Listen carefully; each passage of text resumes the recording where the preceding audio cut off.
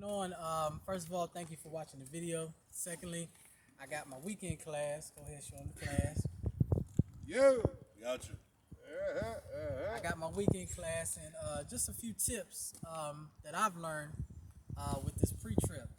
First of all, if you want a student that's got a good, strong pre-trip, you want to spend at least minimum 3 hours. And like I said, these are just my tips, some I've learned. Then I picked up another tip from I want to shout out in Commerce, Georgia, Three Rivers Trucking School.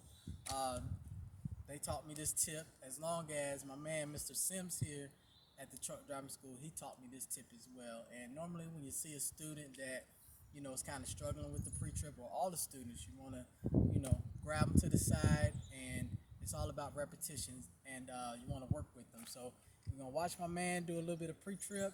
One of the tips I do is I don't give them all the pre-trip at one time.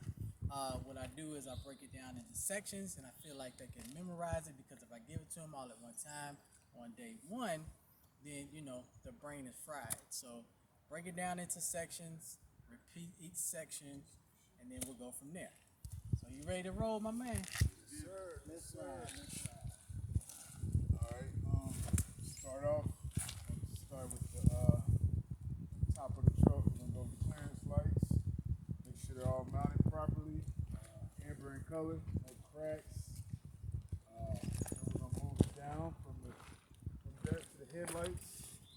So we got the headlights, they're clear in color, properly mounted, no visible cracks. Move over to the tail lights, to the signal lights. Amber in color, no cracks. And then we move up under the truck, check for any spillage, indicate a leak, any puddles, indicate a leak. Then we look at to make sure the truck is not leaning to the left or to the right.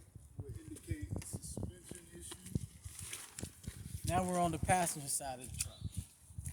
Start on the passenger side of the truck. We'll bring it up so they can see the parts. Check our hoses, our general hoses. Check for any abrasion, bubble ups, and any cuts.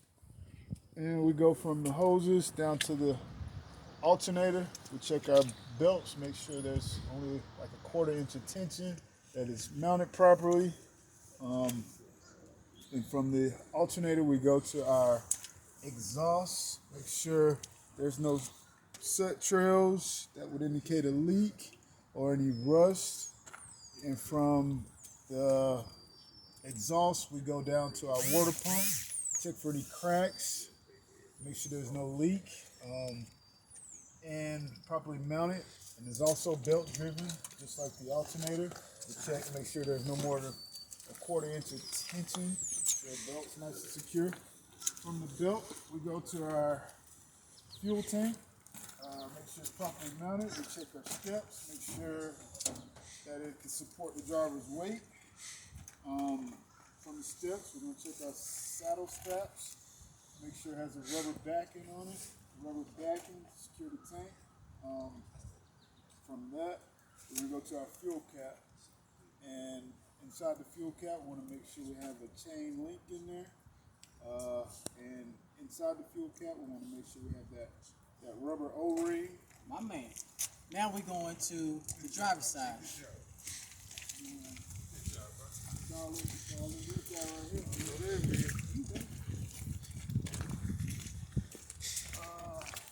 Then we're going to start with our cooling reservoir. We want to make sure it's mounted properly. Levels are between max and add. From the reservoir, we're going to check our general hoses again. Make sure there's no abrasions, cuts, or bulges. And from that, we're going to check our air compressor. Make sure it's mounted properly. And from the air compressor, we're going to move over to our oil levels. Make sure it's mounted properly. Oil's where it needs to be, between add and full. And from our oil levels, we're going to go to our power steering. power steering levels are between add and full. And from that, we're gonna go to our steering chain link, and we have our universal pin. Make sure it's greased properly. And from that steering chain, we're gonna go to our gearbox, and our gearbox is held down to the steering chain with our capsule nut. With our capsule nut, we have our carter pin. From our carter pin, we're gonna go to our spring mount. Make sure it's mounted properly. All bolts are there, no cracks. Looks good. From the spring mount, we're gonna go to our spring leaf.